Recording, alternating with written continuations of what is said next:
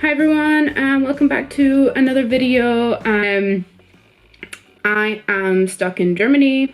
I'm lucky enough to be currently being able to work from home, but I just thought it would be funny for my own entertainment, as well as if anybody else is bored and wants to watch some questionable YouTube content / editing skills, to see kind of what other people get up to. Because I've been working from home, I've been doing a lot of exercise, going out quite a lot. I'm very fortunate that in Germany, we live kind of in a more secluded area, so I can go out for walks pretty much every day, any time of the day.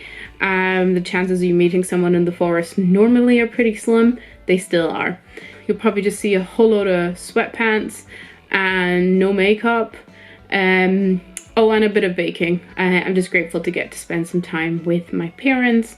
Super grateful for anything that I do have. I know there's a lot of other people out there who have it a lot worse.